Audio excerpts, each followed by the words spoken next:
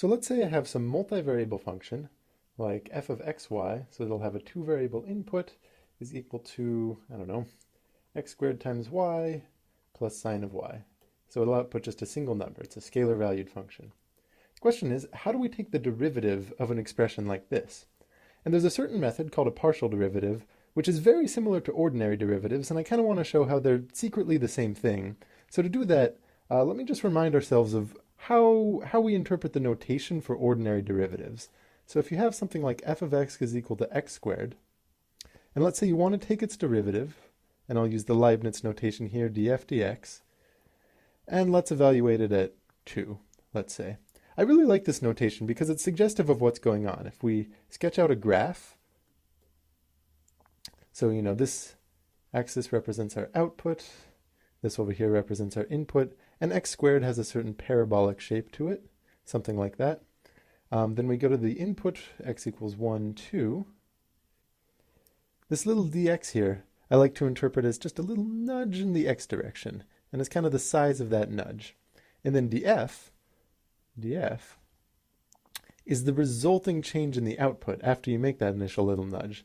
So it's this resulting change. And when you're thinking in terms of graphs, this is slope. You kind of have this rise over run for your ratio between the tiny change of the output that's caused by a tiny change in the input. And of course, this is dependent on where you start. Over here we have x equals 2. But you could also think about this without graphs if you really wanted to. You might just think about, your input space is just a number line, and your output space also is just a number line, the output of f over here. And really you're just thinking of somehow mapping numbers from here onto the second line. And in that case, your initial nudge, your initial little dx, would be some nudge on that number line. And you're wondering how that influences the function itself. So maybe that causes a nudge that's 4 times as big. And that would mean your derivative is 4 at that point. So the reason that I'm talking about this is because over in the multivariable world, we can pretty much do the same thing. You could write df dx and interpret that as saying, hey, how does a tiny change in the input in the x direction influence the output? But this time the way that you might visualize it, you'd be thinking of your input space. Here I'll draw it down here as the xy plane. So this time this is not going to be graphing the function. This is every point on the plane is an input. And let's say you were evaluating this at a point like 1, 2. Okay?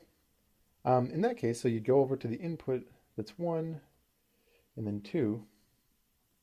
And then you'd say, okay, so this tiny nudge in the input, this tiny change dx, how does that influence the output? And in this case, the output, it's still just a number. So maybe we go off to the side here and we draw just like a number line as our output. And somehow we're thinking about the function as mapping points on the plane to the number line. So you'd say, okay, that's your dx. How much does it change the output? And maybe this time it changes it negatively. It depends on your function. And that would be your df. And you can also do this with the y variable, right? There's no reason that you can't say df dy and evaluate it at that same point, 1, 2, and interpret totally the same way. Except this time your dy would be a change in the y direction. So maybe I should really emphasize here that dx is a change in the x direction here, and that dy is a change in the y direction. And maybe when you change your f according to y, it does something different, right? Maybe the output increases, and it increases by a lot. It's more sensitive to y. Again, it depends on the function. And I'll show you how you can compute something like this in just a moment here. But first, there's kind of an annoying thing associated with partial derivatives where we don't write them with d's and dx, df. People came up with this new notation mostly just to emphasize to the reader of your equation that it's a multivariable function involved. And what you do is you say, you write a d, but it's got kind of a curl at the top. It's this new symbol, and people will often read it as partial. So you might read like partial f, partial y. If you're wondering, by the way, why we call these partial derivatives, it's sort of like this doesn't tell the full story of how f changes because it only cares about the x direction. Neither does this. This only cares about the y direction. So each one is only a small part of the story. So let's actually evaluate something like this. I'm going to go ahead and clear the board over here. I think the one-dimensional analogy It's something we probably have already. So, little remnants. So if you're actually evaluating something like this, here I'll write it again up here, partial derivative of f with respect to x, and we're doing it at 1, 2, it only cares about movement in the x direction, so it's treating y as a constant. It doesn't even care about the fact that y changes. As far as it's concerned, y is always equal to 2. So we can just plug that in ahead of time. So I'm going to say partial x. This is another way you might write it, put the expression in here, and I'll say x squared, but instead of writing y, I'm just going to plug in that constant ahead of time.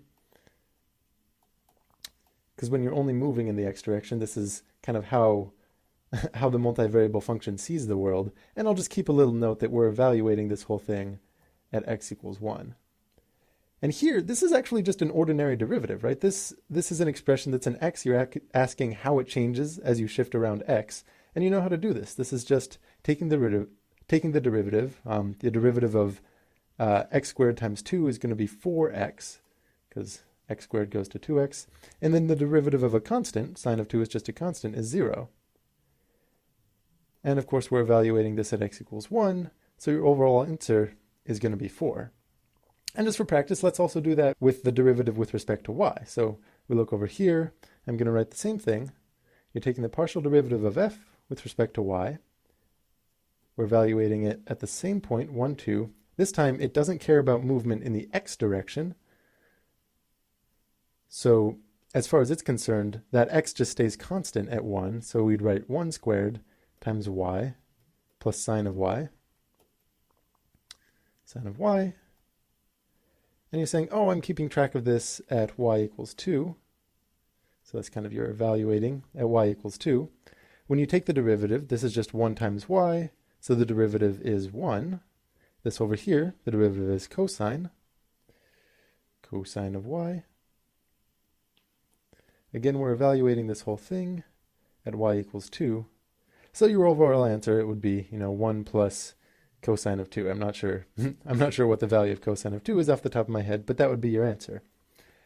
And this is a partial derivative at a point. But a lot of times you're not asked to just compute it at a point. What you want is a general formula that tells you, hey, plug in any point x, y, and it should spit out the answer.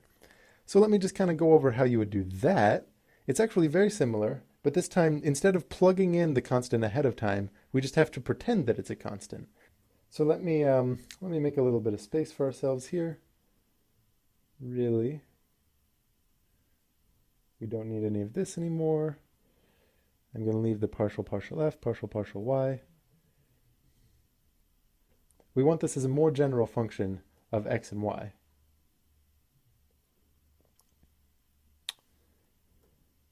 Well, we kind of do the same thing. We're going to say that this is, derivative with respect to x, and I'm using partials just to kind of emphasize that it's a partial derivative. But now we'd write x squared, and then kind of emphasize that it's a constant value of y, plus the sine, and again, I'll say y. And here, I'm writing the variable y, but we have to pretend like it's a constant. You're pretending that you plug in 2 or something like that, and you still just take the derivative. So in this case, the derivative of x squared times a constant is just 2x times that constant. 2x times that constant. And over here, the derivative of a constant is always 0. So that's just always going to be 0. So this is your partial derivative as a more general formula. If you plugged in 1, 2 to this, you'd get what we had before. And similarly, if you're doing this with f of partial f, partial y, we write down all of the same things. Now you're taking it with respect to y. And I'm just going to copy this formula here, actually.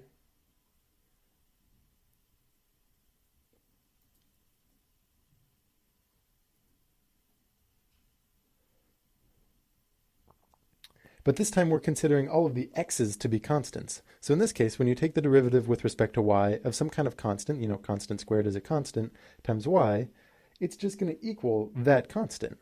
So this is going to be x squared. And over here, you're taking the derivative of sine of y. There's no x's in there.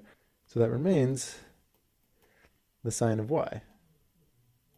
Free and clear. And now this is a more general formula. If you plugged in 1, 2, you would get 1. So, oh, sorry, that's cosine of y.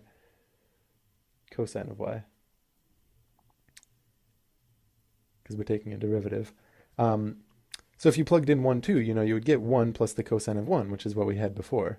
So this is really what you'll see for how to compute a partial derivative. You pretend that one of the variables is constant, and you take an ordinary derivative. And in the back of your mind, you're thinking this is because you're just moving in one direction for the input, and you're seeing how that influences things, and then you might move in one direction for another input and see how that influences things.